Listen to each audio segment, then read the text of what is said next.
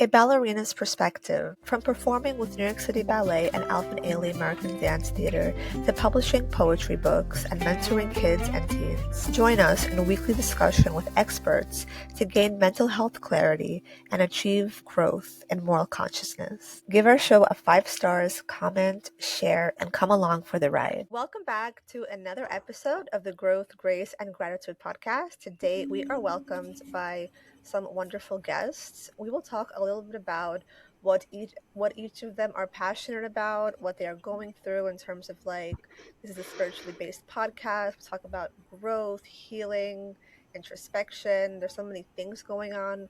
We have a snowstorm in the North Hemisphere. So there's a lot of energy, emotions, physical things going on. We're having a full moon tomorrow, which is the first of a new month. It's going to be in Leo.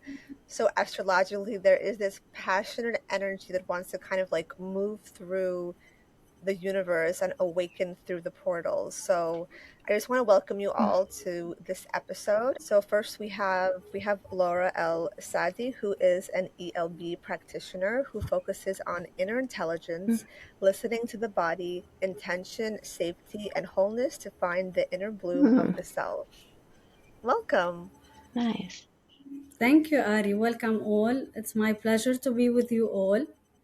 Dr. Joe, your place looks a happy place, really. Oh, thank you. That's what yes, it's very... energy. Yeah. Thank you. Thank you. Ari, your peaceful energy. Colby, active energy. We all fit together, I think. Yes, the puzzle pieces. Mm-hmm. We'll totally get into that topic, energy and intention. It's amazing. Next, we have Dr. Joe, who is a former clinical psychologist turned holistic life wellness and spiritual coach and founder of Tyla Soul. With 30 years of clinical experience and advanced training in yoga, mindfulness, and embodiment, she helps women heal body shame, anxiety, and burnout from the inside out. Her work bridges science and soul, empowering women to reconnect with their bodies, intuition, and purpose. Wow, beautiful work you're doing. Thank you. Thank you. It's an honor. My work is my passion, so I love what I do. Mm-hmm. Amazing. And last but not least, we have Colby Wilk, who works as a wayfinder, intuitive guide. He helps people find their way, not by giving them answers, but by helping them hear the ones already whispering inside to live fully. By tuning into the life that's calling them, his work blends energy work, spiritual insight with grounded, actionable tools the audience can use. Wonderful. Yay, me! Yes! All of us, yes. Yes, I think we should give ourselves a round of applause because so often we are working on things, we're accomplishing things, we're reaching goals, and who are we doing this for? You know, we have to give ourselves that validation, that sense of gratitude and reminder of all the hard work that we go through. I think so often people crave achieving, and it is a wonderful thing to have ambition, but I actually had a guest on my podcast just last week. Emil was an author talking about what happens after ambition. It's like when you achieve things, can you find gratitude for those quiet times in between the achieving and the busyness and all the hectic stuff? So yes, the clapping is such a beautiful reminder, I think, that we all need to partake in. I think that we are actually too much about doing, and we're human beings, not human doings. And I think it takes a lot of courage to be still and silent. 100%. Yes. If you think about it. So let's talk. Exactly. If you're ready to shake off that daily stress, come join us for online beginner adult ballet and yoga classes each week to connect with the flow of movement and the art of ballet into perfect synergy. Come as you are and learn to love your body a little bit more and gain strength and flexibility with each class. All are welcome. Sign up at balletartsmovement@gmail.com first class, free.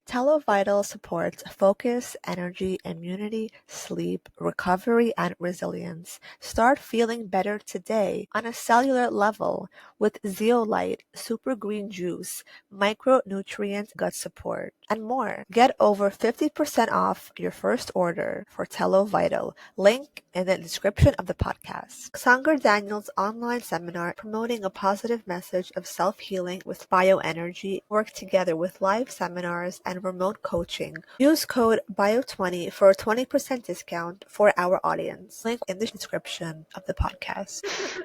Talking about with Dr. Joe and about this stillness, like I grew up dancing ballet, professional ballet. So every single day we had this nice. no talking, we had class at the bar at the Oh, center, and we only had to follow the directions and the choreography with silence. It's like we're moving with the music, or sometimes even without the music, with our bodies telling a storytelling. And it's so wonderful to kind of take a step back from speaking, because sometimes, even though I love podcasting, I love speaking, but sometimes, yes, when you have this stillness, you are able to kind of absorb so many elemental things that are part of the atmosphere, part of the energy world. So if you guys have any experience with that, with the stillness and what you experienced or learned from yourself or others, yes, please share. if I may, you go first. Go ahead, Joe. Go ahead, Dr. Well, I Joe. just wanted to say that I've been on silent retreats and I facilitate them. And so what I've learned from that is that you shed all of your defenses and all of the layers that we keep our shadows under. So it is a profound practice to go for several days in silence. No phone, no anything, especially when you're in a group, because you're communing with people, but you're not taking responsibility for each other. It's a beautiful practice. So yes, that is something that I facilitate. So I think we need to define our terms, because when people hear, look, hey, get still, there's a natural resistance to that. Stillness and silence are not the same thing, because what we're talking about really is the space between thoughts. We want to expand that into a place of non-doing, non-trying, non-effort. And when we speak about that to most people, they scratch their heads and they don't know what we're talking about. Now, however, all of us have moments of that: gardening, playing sports, dancing, where we enter into that place where we relax into ourselves. And that's the invitation to come back to ourselves. And in order to receive that invitation, we have to simultaneously give up on the pressure of being something that we're not, or something we're trying to become. So much of self-development work has been about improving ourselves. You can't improve yourself from a place of self-hatred. You can't improve yourself to be better. It doesn't work out, because the part of you that's trying to be better can never be improved and never be touched. I would like everyone just to relax, take a deep breath on the couch or on the chair, and breathe in. Metaphysics, spirituality does not need to be boring, because so many people have the impression that it is and resist it. There are as many forms of spirituality as there are people. Everyone has their own path forward. We just need to be interested in finding it, as opposed to adopting somebody else's path and trying to get it to fit to ourselves. To do so creates a lot of lost effort, and a lot of people finding like, man, this doesn't work for me. Of course it doesn't work for you. It's not native to you. You have to find what's native to you. And the way you do that is by being you. And if one of us appeals to you as a guide that can help you take the journey in, please invite us, because we all need a guide to help us find our way back to us. Because we've learned to give ourselves up in childhood, to become something that we're not, to get along with our parents, our siblings, to keep up. And we relinquished ourselves. And the journey of spirituality is the journey back. Thank you, Colby. That's so beautiful. Sure. Wow. That was so beautifully expressed. I love that. Following, yeah. Following what you both said, we have to find out our inner identity actually, and this what can help us in life. And to find our inner identity, we need stillness and chaos. We cannot recognize what we did wrong, what we did right, or what was okay for us, what was not okay for us. So our identity will be lost. In breath work, we are connected when we breathe to our subconscious mind, which connect us to our purpose when we were children. In childhood, we had a dream, and this dream in our subconscious will lead our life. And to reach this subconscious dream or idea of childhood, we should be still, breathe, be with ourselves in a quiet moment, peaceful moment, and then we will know how to move forward. Well, that brings up the question: forward to what? Move So many forward. people, so many people equate metaphysics or knowing oneself as prosperity, which it is not. There are a lot of people who are very metaphysical, who know Yeah. themselves, and who don't have financial prosperity. That If has they nothing to go, do with it. I don't. I know. I'm just combating the Yeah. new age, Yeah. dogma here. like I give you an example. So many people they blame their parents because they were not good to them. But if they go back to the past, if their parents were not in the way they are, they wouldn't be here now. They wouldn't follow their dream now. Mm-hmm. So that's why they should recognize that anything what was wrong to them, they were leading their path. And then they can be grateful for what they have now. And they know that what they have now, it was built in before, since childhood. There's the time to go into one's feelings and grieve for what you didn't have, the father and mother who didn't get you. And there's a time to say, I need to stop indulging and move ahead. And the key here is to know which to do, to go in or to stop going in and maintain and get some structure around you. I think you have to go in deeply before you can even proceed to going deeper and doing the spiritual work, though. I would disagree with you, Dr. Joe. Or change Well, behavior. I would Yeah. disagree because it's not Okay. one size fit all. It depends, right? It depends on what happened. I mean, if there's a deep level of trauma, you do have to process that cognitively, and then emotionally, you do. I mean, Maybe not. yeah. Let's not assume that we know what's good for somebody. right. In my experience, I'll say, as a psychologist. Let's not. I'm just saying that everyone has their own path forward. Yeah, for You need to sure. have your intuition wired up so you can know Yeah, that it's way very forward. true. Yes. And I know You're right. Somebody else tell you what is the way forward, what is the path. Yeah. So many of us are so well trained in our modality. Yeah, you're right. We get to tap into ourselves Yep. and say, wait, it's time. Yes, I was abused. Yes, my mother and my father. Oh, Yeah. boo-hoo, cry, cry. Okay, I've done that. And now it's Yeah. time to stop thinking about that. Get what I can, the opportunities I can from it, and start moving ahead. Yeah, And ultimately, maybe those are it's just time storylines. to go in and cry Yeah. our little eyes out. Yeah. The only way we know that is to develop our intuition. Yeah. Yeah. I And to agree. know that Yes, life is a beautifully trip said. and we're discovering who we are. The journey of life Yes, is to become exactly. ourselves. That's it. To remember who we are, because we know. That's I don't it. know It's if a there's different thing. remembering. Remembering Yeah. is a postulate that assumes that you became before. The journey is to And become we did. yourself. And Maybe that's not all that's a people hope believe for in us it, in forward. this. We don't know if that's true. That's your story. I'm not Yeah. saying you're wrong, Joe. I'm just saying there's an assumption in there. The journey is to Yes. become ourselves, whoever that is. Yes. It's not to have, it's not to create art, although we Mhm. might choose to do that. It's to become our own ourselves. Yes. That's our journey.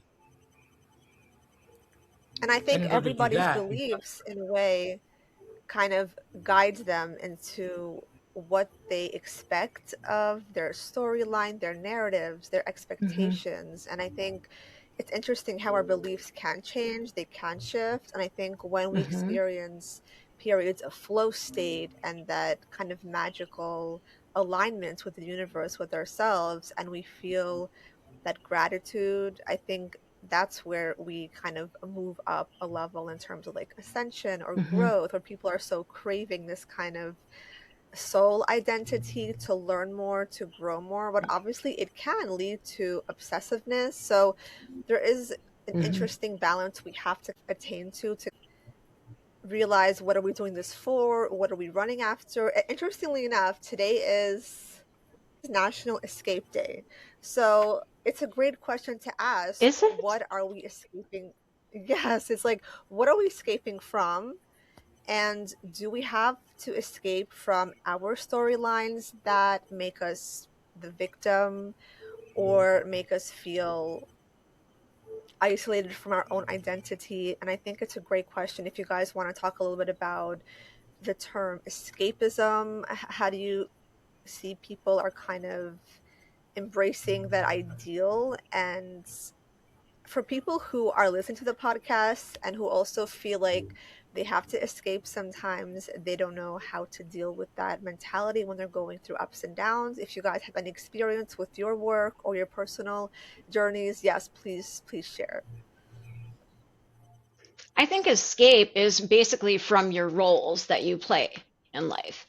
You know, escaping from work, escaping from being a parent, escaping maybe from being married, right? All the things that how we define ourselves. That's kind of what I think is escape. Or maybe if you're going deeper, escaping from limited beliefs, you know, letting yourself have a day where you completely destroy whatever thoughts you have about what your story is and considering a whole different life. That would be a very freeing, sort of mind expanding day, you know, considering, or even writing out a whole different life, because we have choices. We just don't understand that we do because our brain is so wired to think one way. But I think in general, people think escape, they think escape the lifestyle that we have every day or the roles that we play. Beautifully said, yes. I think actually people, they escape and move back from moving forward and going out from their comfort zone. This is what they escape. This is in general. Whatever is the case, when they want to move from comfort zone, they are stuck and they need here a push, a support. Also, if they are willing to grow and develop their life, they should move from the comfort zone. But if they are not ready for this, they will be stuck in this comfort zone. This is what most people escape. I have a different point of view, but that's not unheard of, knowing me. But I think that I need to escape from myself. I mean, I know this. I just had an example the other day. I was on a date with this dude, and he showed up 20 minutes late, and I'm like, okay, I'm done. 20 minutes late, I'm done. And for years, I've been making myself run. Colby, you got to be more chill about the whole thing. Got to be more laid back. And I'm like, no, I am somebody who values consideration. I don't need to escape. Colby, Your go ahead. idea is out of the box, and I like it. No, so Yeah, I think the thing that we need to escape from is that part of us that we don't accept. And yes, it's situation and roles, but whenever you're not feeling grounded or balanced, there's something you need to escape from, which is you and your expectations of yourself.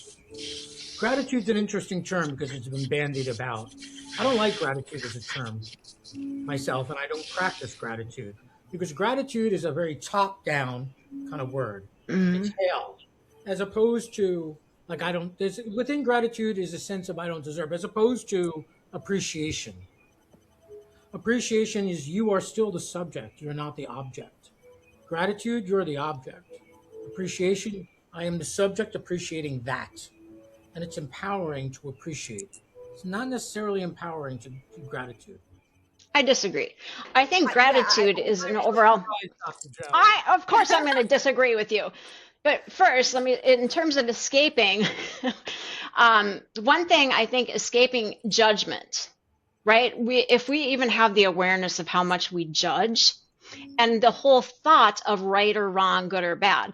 Like, for example, someone 20 minutes late, who gives a shit? Like, you know, why be upset about that? Like, there's no reason to spend mental energy being upset. And the whole idea that that's wrong, why? Like, those are just rules that we make up in our head. I believe there's nothing good or bad, right or wrong. It's all just material that we can learn from. Maybe And if we escape from judgment, so I'm sorry, what? Maybe it was not a good thing to attend this date. That's why 20 minutes he was late. So right. trust The universe is working for me. Like, hey, take them off your plate. It's not wrong or right. I'm not saying it's wrong or right. It doesn't work for me. Yeah. And to value myself, I don't participate in people who are that way with time. Mm-hmm. It just feels a little bit, and this is my opinion, but it feels a little bit limiting. Absolutely, it is limiting. Yeah. Decision means to cut away. You have to cut away what you don't want in order to have what you do want. I like to have expansion. I like to have a lot of choices. I like to have no judgment, because as far as I'm concerned, that just limits me. And there's always different perspectives. You know, if in a situation somebody does something I would consider wrong, I have to consider that person's perspective, because there's a reason that person did such action. And they have a different motivation. They have a whole different, I don't know where they come from or what their perspective is. Everybody's dealing with something. Everybody's carrying something. Everybody's carrying pain. So I believe all people are good. So I just don't judge. It takes off so much pressure and so much heaviness on me. So we're living for a purpose. Yes. Sorry, go ahead. Go ahead. Yeah, I just wanted to say Dr. Joe has such a great wisdom attached to this kind of empathy, that when we are looking at somebody else and kind of trying to understand, that's where connection builds. That's where intimacy builds. And that's how, as a soul, we feel. I feel like Colby doesn't like gratitude, but like I feel gratitude in that space of intimacy, connection.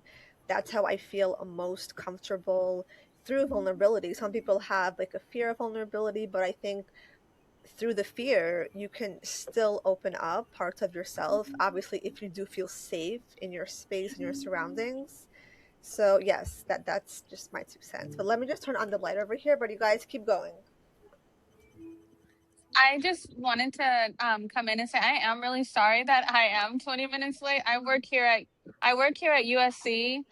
I work in the laboratory, so we had a bunch of stuff going on, and I'm literally on my 10-minute break just to dial in and say hello to you guys.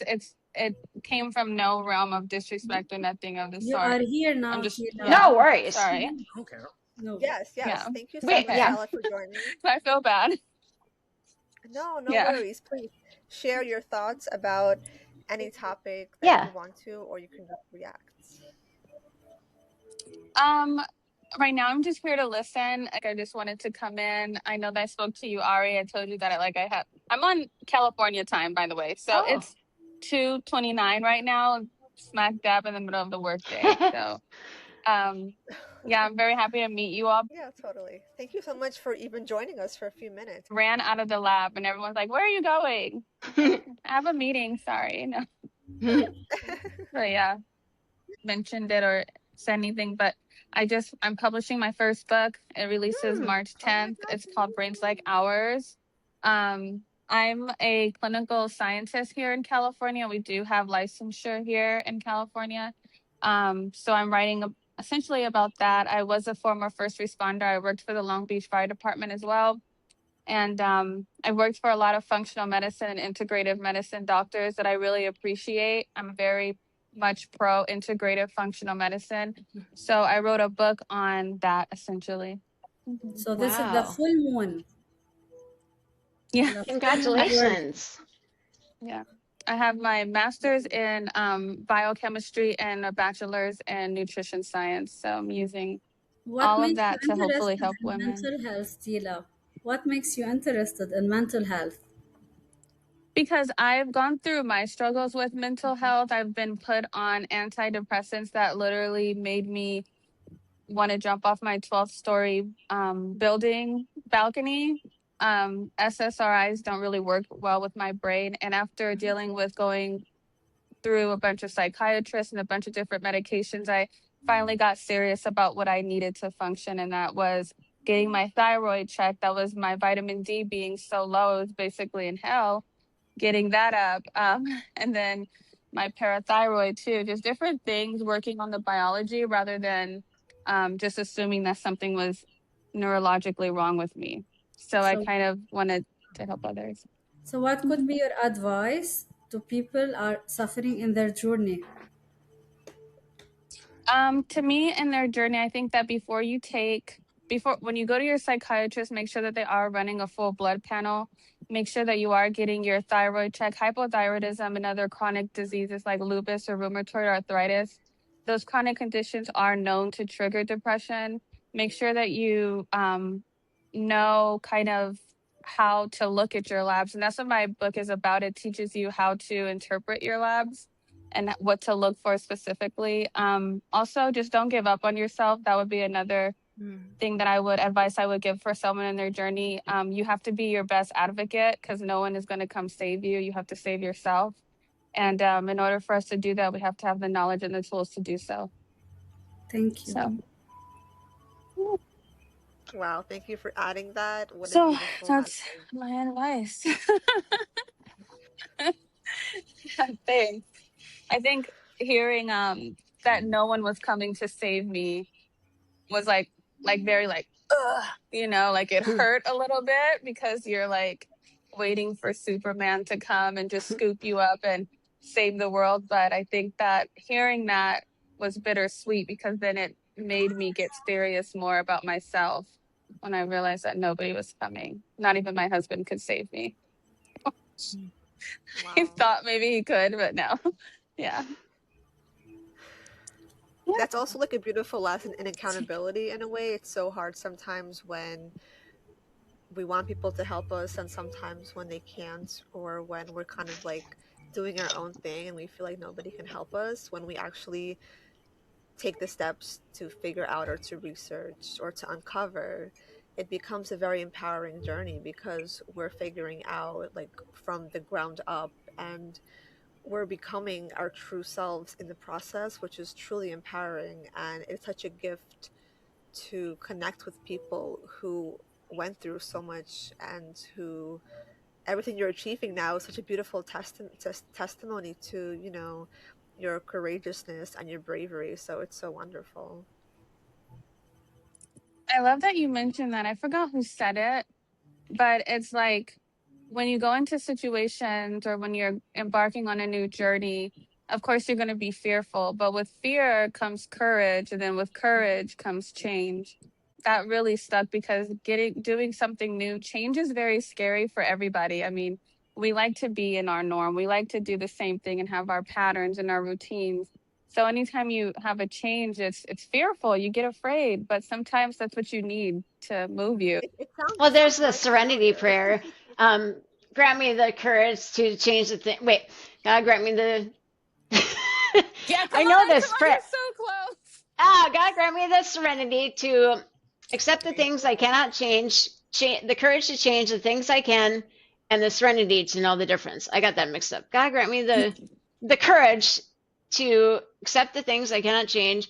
Wait, God grant me what's that first one? God grant me the knowledge, or I don't know. God, I've got it on my wall. Not on your wall. I do. I'm just blanking. I'm having a blank here. It's okay. To accept what I cannot change and to know the difference. Yeah, God. He's just watching us suffer. We know He's the general thing. Watching us try. He's like, no, wrong. He's like, I've got this the whole time. Yeah. That's funny. That's hilarious. Do you guys do this often? I would love to come back, but I do have to go back in to work right now, even though I want to go home really bad. Yes, we usually Ari. do podcasts like once every month. So yes, join us next time for sure. Oh my God, I would absolutely love to. Please email me. I'll make sure I get the day off. Don't tell anyone. Okay. All right. Nice meeting you will guys. do. Bye. Okay. Bye. Yeah, I will go back to what Colby was saying between gratitude and appreciation. Podpitch is the first and only software that finds, writes, and sends pitches to podcast hosts from your actual email address. Podpitch will make sure you get podcast bookings, guaranteed. Link in the description of the podcast. ClickFunnels easily build any type of online business and sales funnel in record time, no matter what your product, service, or niche, without any tech design or experience whatsoever. Try the ClickFunnels 14-day free trial. Link in the description of the podcast. Unlock your best life with Soul app. Book a holistic wellness experience with a trained guide and start changing your life today with compassion practices, inner healing, food and diet, and so much more. Tap into a healthier and happier life with the #1 purposeful living app in the US, the Soul app. Link in the description of the podcast. I think there is a balance, which is if we see life as a circle, not a straight line, and in this circle, we go through different areas: family, spiritual life, financial stability, career, love, relationship, and wherever we are in life, we have to accept ourselves. We're doing good. There is nothing wrong about it. And then later, when balance is completed in this circle, we can find our identity, I think. And here is the appreciation and the gratitude balance. Yeah, they're kind of the same thing, I feel like. When you're grateful for something, you appreciate it. Kind of the same. They are And not the same. you don't. You orient from a different place. When you have gratitude, you're from here seeing the whole, and you appreciate the whole. You're the object Appreciate. in the sentence. Yeah. It's fine. It's good. I'm not saying it's not good. But when you appreciate, you're the subject. You're the active. Okay. I appreciate that. Mm-hmm. I have gratitude for that. Energetically, feel it. I have gratitude for my dog. I appreciate my dog. Appreciate my dog. Very different energy. You can also Or I appreciate that I own my dog. You have gratitude and appreciation for pretty much anything and everything.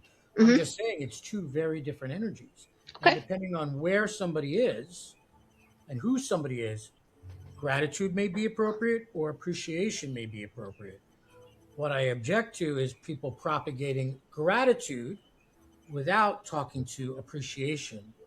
Because somebody who has a difficult time with gratitude may be better suited for appreciation to get their foot in the door.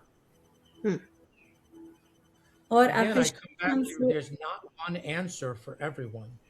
Yeah. Mm-hmm. It's about feeling into someone's path and what is calling them forward.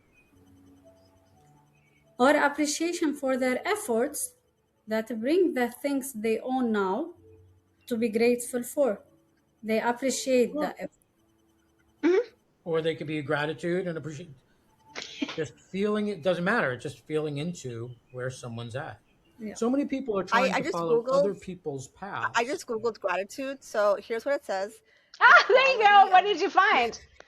The quality of being thankful, readiness to show appreciation for and to return kindness. So it's literally synonymous with each other, you know? Gratitude it's semantics at this point. I mean, you can have different perspectives. Right. Yeah. That's okay. You can have your own perspective on it. Right. Like some people feel Both. anxiety towards the term gratitude because it gives them too much or overwhelming sense of entitlement or something. Yeah. But actually brings you into more presence, I think. And yeah, what do you guys think? Yeah, I mean, I have a gratitude journal. Speaking of like my Yes, embodiment journal, exactly. it's a Me little too. bit different. But so I write down things. I write down things that I'm grateful for, and it can be something like the sunshine, or it can be finishing this, or it can be my sister. And sometimes it's repetitive, but what it does is it reminds me, because we lose track of how much we have, right? We're always like coming from this sense of lack. Oh, I wish I had this, I wish I had that, but we have so much, you know. And so when you just think about, oh, I'm grateful for this, it just reminds you of abundance. Keeps you in that abundance mindset, so that you're always looking at things from the perspective of, I am grateful, I have so much, there's abundance, rather than a scarcity mindset of I need, I want. Mhm. Yes, so true. And I That's what think it is for me. oftentimes, yes, it's so true. And oftentimes, like when I'm working with a gratitude journal, I feel like I'm able to relax more and also to kind of be open to receive more because I'm allowing. And I think so often when we're like Yes. busy and hectic and rushing, we can't even find gratitude in the moment. Like we're just always on to Hmm. the next thing. But like gratitude gives us a Yes. moment of clarity and centeredness. So, yes. Hmm. Hmm. Yeah, and for my embodiment journal, there's going to be a practice like, you know, place your hand on your heart and one hand on your belly and just notice, and maybe repeat a mantra to yourself like I love my belly. Because women, and maybe men too, we have a problem with our belly because we're supposed. Oh, my Sufi teacher said, "You have it so wrong in the West. You think bellies are supposed to be hard and flat. No, no, no, no. Bellies are supposed to be round and abundant because they digest not only food but the material of life." I'll never forget that. I thought that was so beautiful. you know. That's amazing. So Yes. yeah. And especially like in the dance world, talking to dancers and connecting with them on a more Yes. spiritual level in terms of gratitude, it's like wow, it's like a Yes. completely new thing because dancing can be so somatically Yes. healing. We have to be in tune with our body, but Yes. also Yeah, not she's a Sufi forcing the dancer. perfectionism. Yeah. I love that. Yeah. And you being a ballet dancer, then you understand that intuitively. Hmm. Yes. Colby, you I didn't dance. I like don't it. have any lessons. I just dance. Oh, I'm sorry. Go ahead. No, Colby, as a man, he didn't like the dancing idea. Oh, I've never taken dance lessons, but my body, because I'm so embodied, my body moves to music without me doing anything, and it's just really kind of fabulous. Just being able, And I let go enough that it just moves. It's really neat. And I That's was at beautiful. By the the way, Minnesota State Fair, and there's this African. Yeah, I was I at just the want to say like Minnesota I State actually Fair, started. and there's this Oh, go ahead. African drummers. Yeah, I just want to Go finish ahead. this. There's these African drummers on stage, and all of a sudden I was playing, I was in the rhythm with them, and I'm like, I don't drum, but if you are that embodied, you can get into the rhythm, you can dance. And then I was so disappointed because I looked back and everybody else was just like flat affect, nobody was cheering, and I'm like, these performers put in so much energy and time, come on, give them some love. Go ahead, Ari, I'm sorry. Yes, and like I started having classes like virtually and in person for non-dancers, and it was so interesting to see. So if you guys ever Yeah. want to take a class online with me, totally open. I just love connecting with people who are not even aware of the steps, but they're so interesting. The more that people are Yes. kind of like spiritual, they're able to move their body and they're like listening to Yeah. their body and it's going with the Hmm. flow so beautifully. So I observed that, and I think there's something about having the connection or the communication with your inner body and becoming intuitive. It's really Yes. lovely to see for sure. Yeah. So you can see that. Yeah, that's neat. in dancing, you can feel the stage is yours. So Yeah. same as in life, that life is mine and I can control it. Mhm. I can give what I can give in my life to take what I want to take. Mhm. Yeah. Beautiful. And especially because The we have this dancing Leo topic energy, for the center Colby, of attention. the dancing topic for Colby is not really interesting. No? No. It's just one form of spirituality. That's all. Yeah. We need to figure out our own way to get to God. Yeah. And for Do you people, think that- it suits men? It suits men? It's okay for men. It Yes. helps. So we keep on coming upon the same thing that I'm challenged by in this conversation, which is, does it suit men? Is this the right way?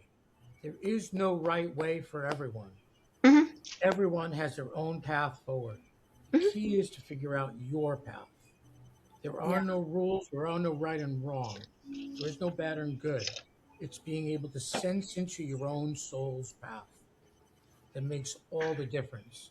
So, do I like to dance? Sure. Do I like to dance to everything? No. The path for everyone? No, absolutely not. It's not. I have a friend who finds their God through making clay pots. That's his religion, his spirituality, and it suits him. And I'm so glad he found it. But I think what we make the mistake of as spiritual leaders is giving people the impression, one, we know, and two, we know their way. We don't know their way. We can only help them know their own way. Yeah. That's it. True, yes. We are here though to like help and to become some kind of master or some kind of with our own intentionality. For example, since I have over 20 years of experience in ballet, I can guide girls and boys in dance classes and to help them become themselves. But we do have, with professional dancers, we have girls class and boys. So we do have to separate them on the path to growth. So I think it's interesting how oftentimes biologically girls learn one thing with dance, for example, and then boys have their own because girls do their point shoots, their variations, boys do their partnership, they have to build their muscle to support women. So there is this interchangeable journey of like learning your worth, your skill, and then being the best you can be, and then helping others do the same. Work in my experience that I can guide, I can create a safe environment, I can be with the client, I can be with them, I can advise at the end of the session, give them an advice. But if they didn't change their behavior, they will be stuck. They will not change their life. I often tell my clients that, well, they're the healer of themselves, and I'm just holding space. I'm holding space for them to find their own path and non-judgmental, unconditional, positive regard, which is how I kind of think of it. Yeah. Along with teaching tools and, doing the breath work and the energy work and somatic work and the holistic coaching. What I find interesting is there are tides in change. Like consider that consciousness is an ocean, as it's often been compared to. Within an ocean, there are tides. And so the key is sensing what tide you're in. And so you're not swimming against the current. Because a lot of times I'll have clients and they won't change. And then I'll have a client who does very quickly. And it's about interpreting the tide you're in and accepting that tide. And not trying to swim away from it, swim against the riptide, and tiring yourself out and getting exhausted. But accepting, okay, like let's say I have a client who's single and doesn't want to be. Okay, you're single. Let's accept it. Let's not try to change it. Let's wear the samskara out. Yeah. The habit, the addiction, whatever the case may be. And then maybe once you've accepted the tide, the situation, then it might move. I think we think we're in more control than we are. Yes, so true. And that we can change our lives. And we can, and we can't. Both are true. And the key is to know when is the time. And that is developing our intuitive guidance to know, where am I? What tide am I in? And is it about to release me? Because if it is, then it's time to set your intentions. And if it's not, then it's time to accept. Beautiful. I will integrate here a cultural exchange. And I'm from Lebanon, and it's Uh-huh. a Arabic country, Middle East. So a lot of people they have parental attachment, and they are connected to culture beliefs. They want to change, but they can't cross the belief, the culture of their parents, Mm, and the parental attachment. So this topic is in your hands now. Advice. that makes sense. I'm It hurt. For these people, like not anyone have the ability, they don't have the ability to take their own path because they are so connected to the culture, to the parents, to parental attachment. I would say they can have both. You know, I think you can maintain your own culture and create your own. I mean, a lot of people have to create their own family, you know, because they're not connected to their family. So you can adapt and keep some of your, and I think it's very important that you keep your own culture because that is your identity. And I think you can, you know, adjust to whatever culture you're in to whatever extent makes you feel comfortable, if that makes sense. Laura, the question But is, shame and belief, Oh, wow. shame and blame, they have shame and blame. These are the common Yeah. let's say feelings what Mhm. I'm facing with the Yeah. clients. Mhm. if Laura, if somebody is in a family with shame and blame, they want independence, if I understand correctly, but Yeah. they don't feel like they can leave because to leave would be separating from what they hold dear as their family. Do I understand correctly? Yeah, perfect. Question then is, as a soul, why would that person be born to that? What do they want from that experience? That's the first question, is to have the client sit with, why is the larger part of me incarnating in this experience? It wants something. It doesn't want a it doesn't want a candy bar or a slice of pizza. It wants some soul development through the person. So Laura, what does the soul want for this person? Cutting the cord, maybe cutting the cord of That's what you want, maybe.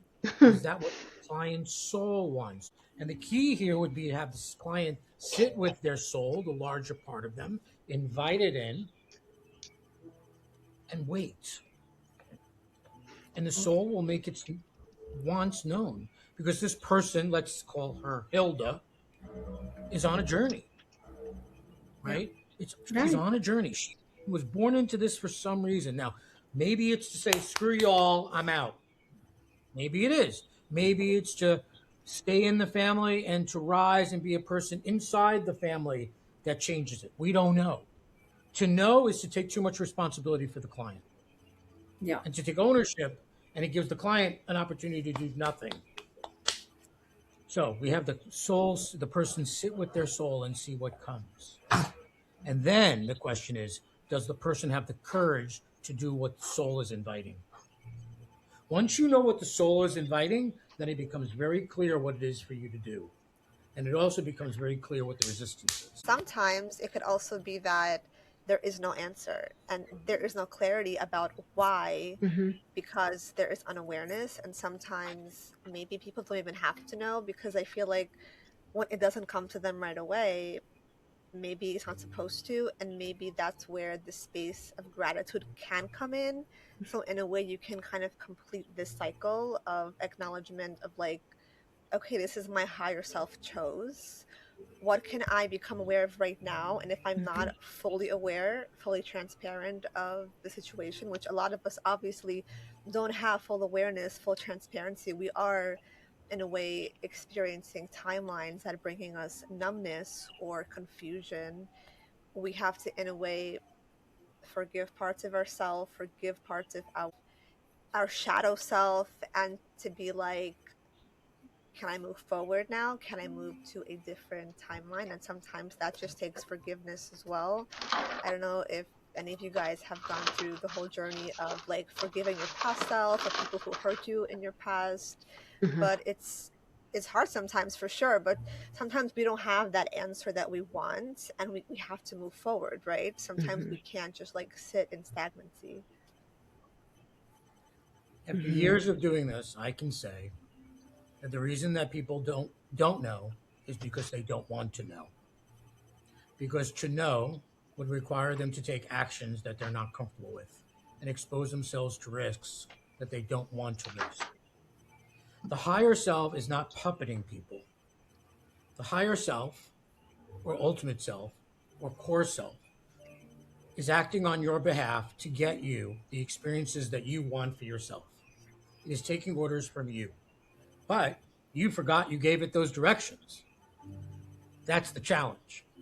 So you know appreciation, so you know gratitude, whatever the case may be. Yeah, but I didn't choose this. No, you didn't choose it.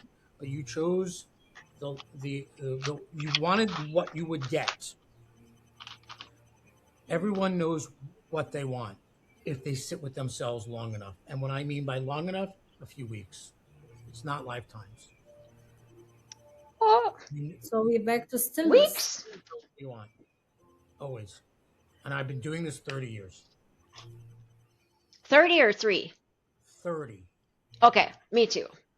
I was like 3. I got you. Now, I'm a psychic, right? So I can sense into Yeah. somebody fairly easily. Yeah. Right? And say, what I'm getting here is X. Mhm. I keep on seeing this. Like the young lady I just saw who wanted to be married, and she's a beautiful yogini, beautiful woman. And she wanted to be married, and she couldn't find a guy to save her life. And she's like, I want to be married. I want to be married. So I looked, and I kept on seeing a man behind her with a mustache and waving at her. I said, who's the guy with the mustache? Oh, that's my father. What does he say about you being with somebody? I want to be with somebody to prove that I'm not crazy. I want to prove to my father that I'm not crazy. That's what you want. You don't want a partner. You want to prove to your daddy that you're not nuts. And if you bring somebody home, that'll be evidence that you're not nuts. That's why the partner's not coming. Because your soul is not going to allow it. Because if it did, then you'll never get to forgiving your father. You'll never get there. So knowing that, we then had a direction. Relinquishing her need for her father's approval and forgiving her father. Once that happened, he showed up. She's married now, 2 kids. We always get what we want, but we just can never want it too much. Because if we want it too much, that's a sign that we're in resistance to some truth that we're not owning. Yeah. The things that are happening for us or to us are for us, always. Mhm. But we forgot that we put them in play years, lifetimes ago. Mhm. Look, I shut you all up. Done. That doesn't mean anything. No, it's Yeah, going Joe. with the Go ahead, flow, Doc. not Joe, tell me how resisting. No, I'm just kidding you. Let's dance. No, that's woo. I go to you, something called ecstatic dance, which is like basically you just move your body in whatever way, and then the music is kind of crazy, but it's a community event, which is really cool. And they also have nurture pods, which is where you sit in, like, let's say 3 or 4 people, and you say, if you really knew me, you would know, which is going to get vulnerable right away. And then you say, you have like 5 minutes, and you say, this is how I would like to be touched, and this all consent. And you would say, like, I want somebody to massage my back and someone to rub my feet. And it's like, when do we do, non-sexual touch? And just because we need that as humans. And we've got this idea that touch has to be sexual and all these other things. But it's a really lovely practice. I do that on my retreats too. There's a tantra practice Mhm. where you ask, very similar, where Yeah. you say, what I want to do to you and what I want you to do to me. And what it practices is getting people to ask for what they want. Yep. In a sexual forum, which most people are very uncomfortable with asking. Mhm. If you can't ask for what you want, you stand less of a chance of getting it. And it creates all sorts of resentment and weirdness in the relationship. You also practice saying no too. I teach tantra. Okay, Joe. Well, I'm not. I'm just saying I do. Okay. Yeah. but also energy exchange and in this energy exchange is a trigger here, so you cannot exchange your energy with bad energy or not aligned energy, because you will lose your own. Yeah, that's a big question, right, Lara? I mean, like, there are people who believe when you have sex with somebody, you exchange energy and you take pieces with them, which is interesting. And I think Dr. Joe might agree with me. It doesn't matter as much as what you do, but the intention behind it. Yep. And Absolutely. that will gather energy accordingly. Yeah. And, what I'm thinking more and more is it matters why we're doing something, what the intention behind, as opposed to what exactly we're doing. Because we don't want to be scared from our actions. Right. Yeah, I'm sex positive. I don't believe, I'm sorry. There's nothing bad about sex. That's my thought. In and of itself. Right. I think we've been conditioned to think a lot of shame things, and largely due to religious institutions and control of women and oppression. Did you know that the tissue in the back of our throat is the same as that in our cervix? Therefore, when we're sexually oppressed, we're silenced.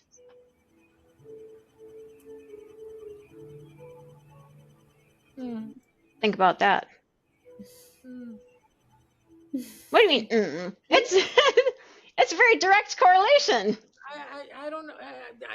I don't know if I go. I'm not saying it's not. I don't know. I have to think about that. Just because the tissue is the same, I don't know. But when you're sexually oppressed, we're silent. Makes sense to me. And you can't say women haven't been sexually oppressed. You just can't say that. As a gay man, especially, come on, man. I suggest you don't own that, because I don't own it. I just know it.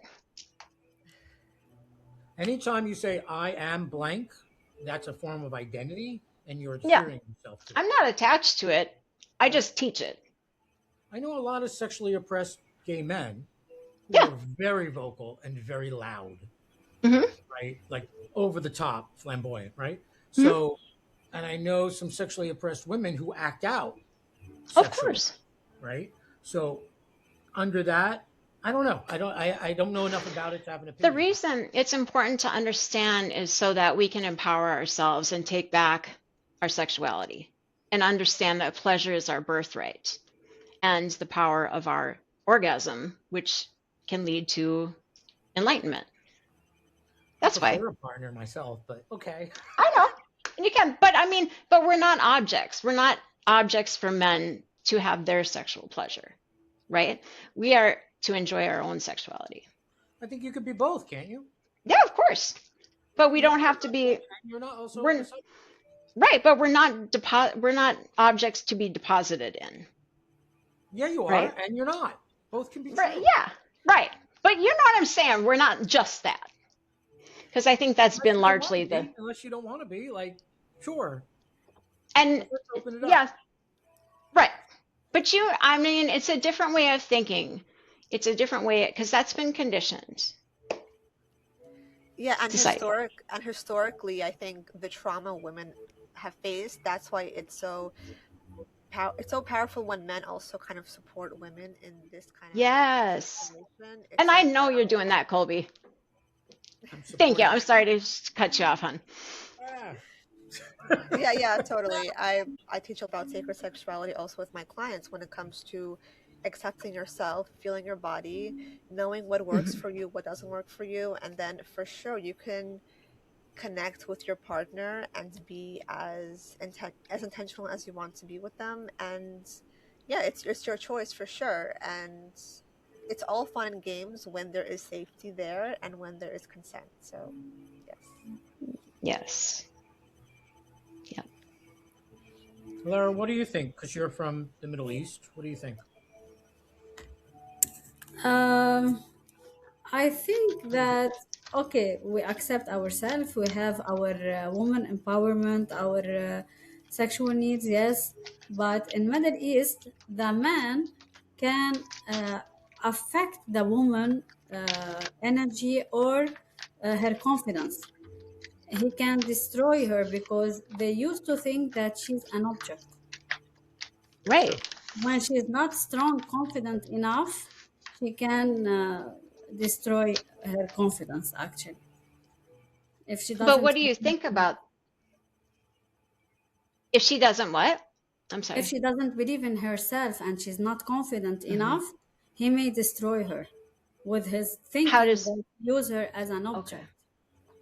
Yeah. How often do you think that happens? So she can take the lead. She can let's say take sexual courses, know her worth, empower her dark feminine energy. This is what we call the woman to do it here. Mm-hmm. That she knows that she can also be the leader in a relationship, to lead the game, the sexual game, and that he doesn't use her as an object. So when she knows her worth, she knows that she has the right to talk, to deal with her body, to start any conversation or relation, then Mm-hmm. she can maybe control these negative thoughts. Mm-hmm. Well, in the same objectification that men have been putting on women, women now are putting on men. Mm-hmm. Right? Yeah. You look on Instagram or whatever the case may be, and there are these guys flexing in their tiny bathing suits, and it's a beauty pageant out there, my friends. And I know I have a few younger male clients who are overwhelmed by the beauty standards that they're supposed to hit and that are impossible. So objectification seems to be an equal opportunity player these days. Only very recently. And that's since women have gained financial independence. There's a direct Congratulations. correlation. Mm-hmm. Exactly. But we've got to reel it back, my friends, for both genders. Yeah. But I mean, that's a recent phenomenon, as well as males with eating disorders. That's fairly recent too. But that is rising. Mm-hmm. All right, I think we're ready for the White House. Let's take this little entourage to the White House and advise the president. Someone needs to. Wow, this conversation, guys, was so fantastic. I think Mm-hmm. we connected so well. We each offered each other such great guidance. It's going to be such a great episode for our audience. Tell people where they can connect with you. I just want to say thank you. Everybody here is just fantastic, and I love the energy. And my email is joe@tulasoul. It's jo@tulasoul. My website is tulasoul.com, and I would love to hear from anybody and everybody. Thank you. Thank you for your energy here. I really appreciate this conversation. I would love that we connect again. My page on Instagram is Find Inner Bloom, so you can follow it and check the content. And thank you so much, Ari, Dr. Joe, and Colby. Thank you. ColbyWilk.com, ColbyWilk. You can find me there. Thank you for having me on. Thank you so much, guys. And you can all follow me on Instagram, Growth and Grace Mindset. And so excited to share this episode with you all. And thank you so much for joining.